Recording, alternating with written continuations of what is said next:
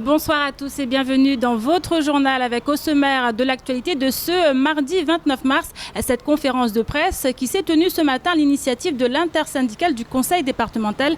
Une conférence de presse qui avait pour objectif de donner un aperçu de ce qui se passe à l'intérieur même de l'institution. Et pour en parler avec nous, Pierre Bellucci. Bonsoir Pierre.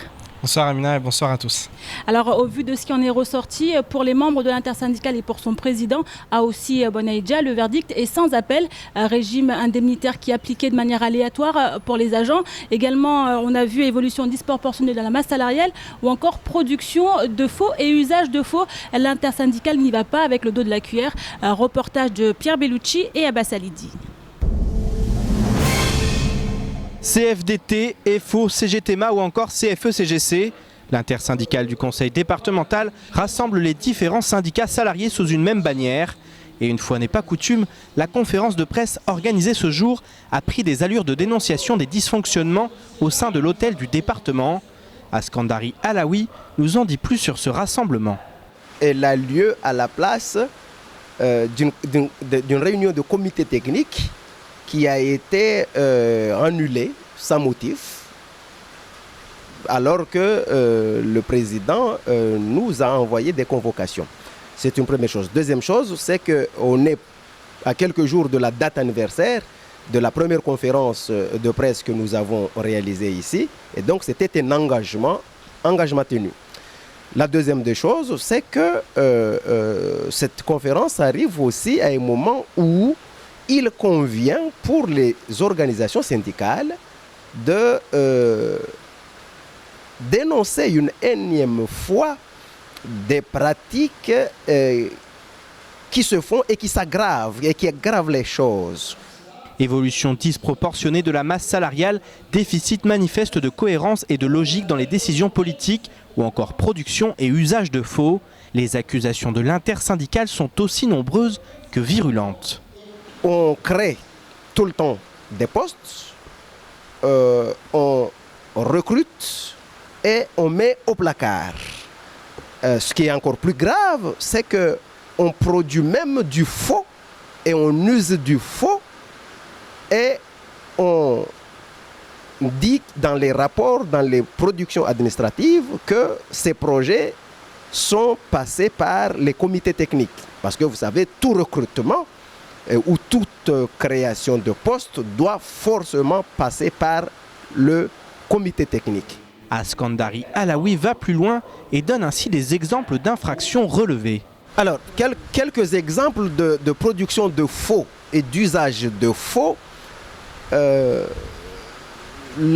délibération portant sur les créations et suppressions de postes en date du 4 février 2016 où l'ensemble des postes qui ont été créés ce projet n'est pas passé en comité technique alors que le rapport du président indique que ce rapport est passé en comité technique du 22 juillet 2015, ce qui est extraordinairement faux.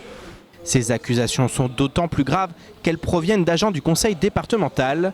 Et si elles n'engagent que ceux qui les tiennent, elles risquent cependant de faire grand bruit. Alors Pierre, on l'a vu, que de troubles au conseil départemental avec une intersyndicale qui dénonce. Oui, alors qui dénonce, ce qui est dit c'est relativement grave. Maintenant, on ne va pas s'amuser à le commenter, on va laisser faire en interne puisque tout se passe en interne. Ce sont des agents du conseil départemental qui composent cette intersyndicale avec plusieurs syndicats représentés. Maintenant, voilà, c'est vrai, il y a beaucoup de choses qui sont dénoncées. Il y a un tract de plusieurs pages avec l'exposé de tout ce qui est dénoncé et de toutes ces accusations. Maintenant, je pense qu'il faut laisser faire en interne. Il va y avoir des réactions, ça c'est une certitude. Ça ne va pas en rester là. Maintenant, c'est à la majorité et puis au conseil départemental, aux élus de réagir et de se défendre par rapport à ce qui est dit. C'est pas forcément à nous de commenter parce que c'est difficile pour nous aussi de déceler le vrai du faux. Donc on va suivre en tout cas ça de très près. Mais c'est vrai que ce matin, le ton était quand même très dénonciateur et assez virulent. Merci beaucoup Pierre et on continue. Vendredi dernier à l'intercommunalité du Sud, voté son président Ismail Abderrahmane Saïva est élu, sauf que le scrutin n'a eu aucune valeur car le quorum n'était pas atteint. Ainsi, en l'absence de 14 élus de Bandrélé et de Bouéni, le vote a tout simplement été invalidé. Salim Déré nous en dit plus sur la suite des événements. On l'écoute au micro d'Abbas Alidi. Alors, nous, on a fait un vote symbolique parce que nous, on s'était préparé avec notre équipe conduite par M. Saïva Abderrahmane. On s'était préparé à élire un président puis un bureau communautaire. Donc, on l'a fait symboliquement. On sait très bien que le quorum de 16 personnes n'était pas atteint. On l'a fait symboliquement pour assurer tout simplement à nos conseils communautaires que nous, on est très unis et on reste unis jusqu'à nouvel ordre, c'est-à-dire vendredi. Le maire de Kanikeli nous a conviés dans sa salle. Comme le maire de Bandrélé n'a pas eu, ne s'est pas rendu à Bandrélé pour nous accueillir, notre doyen, le maire de Kanikeli, nous a conviés à une nouvelle élection à la mairie de Kanikeli. À ce moment-là, tout se passera bien et il n'y aura pas besoin de quorum parce que c'est une deuxième convocation. Alors décidément Pierre, cette intercommunalité du Sud, on va dire que de rebondissements la concernant. Ah oui, effectivement. Alors, tous les autres présidents sont d'ores et déjà élus. Il ne devrait pas y avoir de problème à ce niveau-là. Pas de recours. Là, en l'occurrence, une nouvelle fois, ça pose problème. On sait qu'il y avait eu 2 recours, notamment à Bouéni, dont nous avions beaucoup parlé. Alors là, c'était lors du premier tour, rappelons-le, où certains, donc, on élit les conseillers municipaux qui ensuite feront partie de cette intercommunalité. Donc rappelons qu'il y en a 4 communes avec des conseils municipaux qui se retrouvent pour un deuxième tour pour élire le président par le biais de listes. En l'occurrence, là effectivement, beaucoup manquaient à l'appel et tellement qu'il n'y a pas eu, le quorum n'a pas été atteint. Alors le problème qui se pose, c'est qu'au 15 avril, si par malheur, il n'y avait toujours pas d'élection viable et s'il n'y avait pas de président élu, il faudrait, disons que l'intercommunalité ne toucherait pas les fonds alloués par l'État dans ce cadre. Donc c'est quand même très grave et il va falloir que ça s'arrange très vite. Les enjeux sont également économiques pour cette intercommunalité. Les enjeux sont économiques, mais on le voit et c'est ce qui fait un peu peur et c'est ce qui pose question. On a vraiment l'impression que la politique politicienne prend complètement le dessus dans le Sud et que voilà, l'intérêt général est complètement bafoué par des hommes politiques qui sont là et qui veulent se placer, Donc on le sait, ce qui s'est passé, c'est que tout simplement il y a eu un boycott de ce vote parce qu'ils savaient qu'ils n'obtiendraient pas ce qu'ils voulaient et qu'en ne venant pas, ça leur laissait plus de temps afin Mais jusqu'à quand ? Jusqu'à quand, logiquement, Salim Déré l'a expliqué, il doit y avoir ce vendredi un nouveau vote. Là, il n'y aura pas besoin de quorum, donc logiquement, tout devrait rentrer dans l'ordre. Mais enfin, ça en dit long quand même sur ces intercommunalités. On en attend beaucoup. On sait que leurs fonctions vont être primordiales pour le département, qu'elles vont être étendues, qu'il faut absolument qu'il y ait un travail commun entre les différentes communes, entre les différents élus. Et aujourd'hui, lorsqu'on voit un peu comment se passent ces élections, même si ailleurs ça s'est plus ou moins bien passé. Là, dans le Sud, en tout cas, on voit qu'il y a vraiment... la politique prend le dessus. On sait qu'ils vont quand même cumuler les mandats. Alors, espérons qu'ils vont... ils vont revenir à la raison et qu'ils vont vraiment agir pour le bien de ces communes qui sont quand même des communes assez loin du chef-lieu où il y a vraiment besoin de développement économique, développement à tous les niveaux et il serait vraiment bien maintenant que tous ces élus agissent en synergie et aillent vers le même but. Merci beaucoup Pierre pour toutes ces explications et on continue. Cela n'est plus un secret pour personne. À Mayotte, de nombreux faits de délinquance sont commis par des jeunes, des mineurs. Et justement, quand un mineur est jugé pour délinquance, le procureur de la République, le juge des enfants ou le juge d'instruction le confie à la PJJ, la protection judiciaire de la jeunesse. Cette administration d'une 50aine de personnes doit alors tout mettre en œuvre pour voir à leur réinsertion. 540 jeunes ont ainsi été suivis par la PJJ en 2015. Un sujet signé Shakila Essouf et Leslie Vimné. Afin d'améliorer les connaissances de la population en matière de justice, mais surtout afin de prévenir les jeunes de la délinquance, la PJJ, en partenariat avec le Centre de ressources de Mayotte, a mis en place une formation sur l'animation de l'exposition Questions de justice. L'idée est de former les acteurs locaux afin qu'ils puissent apporter des réponses claires en ce qui concerne les lois et la justice en s'appuyant sur cette exposition. Jazila Madicharif nous en dit plus sur le but de ces formations. L'idée de monter un tel projet, c'est que ça permet aux acteurs locaux dans tous les territoires de Mayotte de monter des projets sur la prévention de la délinquance afin d'apporter des réponses un peu plus claires sur tout ce qui est question de justice avec un public scolaire ou un public plus large. Un jeune qui ne sait pas quand il commet, quand il injure, quand il vole, ce qu'il encourt, bien sûr, il sera plus poussé à faire. Donc c'est sensibiliser les jeunes à ne pas commettre, à ne pas passer à l'acte. Pour les professionnels présents, cette formation est un bon moyen d'améliorer leur connaissance des textes de loi et par extension de mieux prévenir les jeunes des dangers qu'ils encourent s'ils commettent des actes de délinquance. Cette formation, ça nous apporte beaucoup parce que nous, on est sur le terrain. Donc on travaille dans les mairies, on essaie de mettre en place des actions, notamment de prévention de la délinquance. Donc cette formation, c'est justement pour nous apprendre à animer l'expo et on peut l'expliquer à la population. On connaît déjà la PJJ parce que c'est un de nos partenaires donc en tant que coordonnateur. Mais c'est important aussi de travailler avec eux, de se former. Donc c'est eux qui justement nous rassemblent, nous les coordonnateurs, pour qu'on puisse travailler ensemble, qu'on puisse échanger et mieux travailler sur le terrain. Pour la PJJ, un des buts de cette formation est également de rassembler les acteurs locaux afin de coordonner les actions mises en œuvre et de suivre au mieux ces jeunes en réinsertion. Mais pour Didier Leroy, l'aide des familles est indispensable pour prévenir de cette délinquance.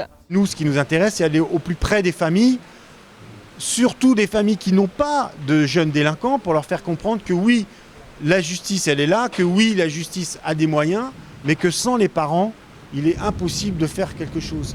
Donc, il faut faire baisser les tabous, il faut mettre les gens autour d'une table pour discuter de cette fameuse justice des mineurs, de ces enfants de la justice, pour leur dire que non, ce n'est pas les enfants de la justice, ce sont les enfants de Mayotte.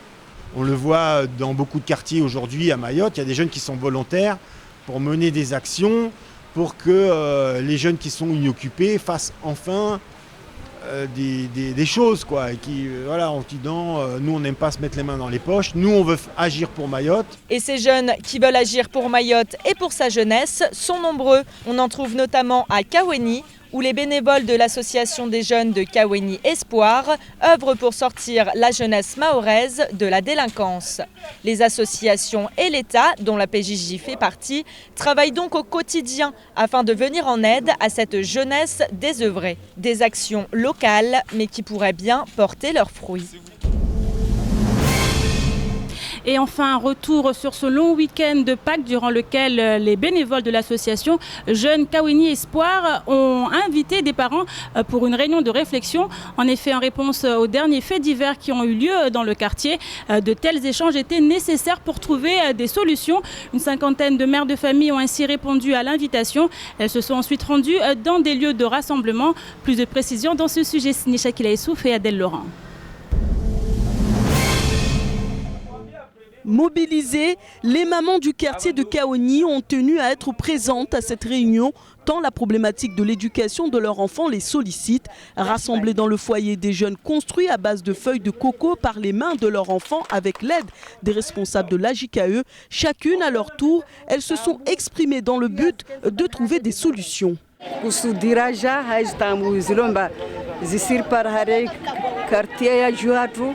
amba karsilala sababu ntinimba tambuza waidzi na wanakasirikia no wana wao tiwana mba wakawa zola nintongo yebewo wana ulomba hale wana wantu wenzakili do wapuso wana na ikasirikala wana mba toshinda fanya njia aripare ke pamoja rihadisi rijo halortofanya oripare dala la wana watu wana.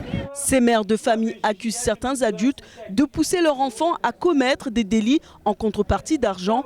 Bien souvent dépendants à la drogue chimique, ces jeunes sont prêts à tout pour gagner quelques euros. Un jeune a ainsi accepté de témoigner et nous raconter sa descente aux enfers. Na parza 10 ans de na KPP après bon na kona kama halomba bwanya ngwazi vinga mtsvinga tsparana vinga mankas na mtubaba mbarsi mangalia. Après bon, trongo kama mbakaina manamba amensome ko. Erin bakitu mwenze mdzendele tombeto meshanga lo mwenzenu bon amtsurongo mtsiana uvura to de lona ngase de mesha to lona uvura to abenera to venza. Ce type d'action devrait tendre à se multiplier à Mayotte. Les bénévoles de l'association Jeunes Kawini Espoir pensent que certaines étapes doivent être respectées afin de venir à bout de ce fléau. Ce n'est pas une finalité, c'est vraiment le commencement encore d'une nouvelle étape. Parce qu'il y a beaucoup de paliers à franchir pour arriver là où on veut aller. Il y a beaucoup de problématiques dans ces quartiers-là. Vous pouvez vous rendre compte de l'état des conditions de vie qui sont difficiles. Les habitants ici se sentent délaissés et ont du mal à trouver leur place dans la société. Donc à nous de les aider. Aujourd'hui, ils demandent de l'aide, ils demandent de l'écoute, de l'attention, qu'on leur donne la considération. Parce que voilà, à partir du moment où on ne respecte pas chaque personne, chacun a sa dignité. Donc à nous aussi de respecter ces gens et de leur montrer que voilà, ils ont leur place. Durant 3 jours, les membres de l'association, avec la collaboration de certaines mamans de Kawini, sont également partis à la rencontre de leurs enfants pour leur parler et trouver des solutions communes. Les bénévoles recensent actuellement ces familles qui vivent dans des conditions très précaires pour améliorer leur quotidien et sortir ces jeunes déjà connus défavorablement des services de police du cercle vicieux de la délinquance. C'est la fin de cette édition. Merci à vous de l'avoir suivi. Une édition à retrouver ou à voir sur notre site l'infocosi.fr, sur YouTube ou encore sur notre page Facebook. Et prochain rendez-vous avec l'information en radio demain dans la matinale avec le journal présenté par Pierre Bellucci. Excellente soirée à vous sur Cosi.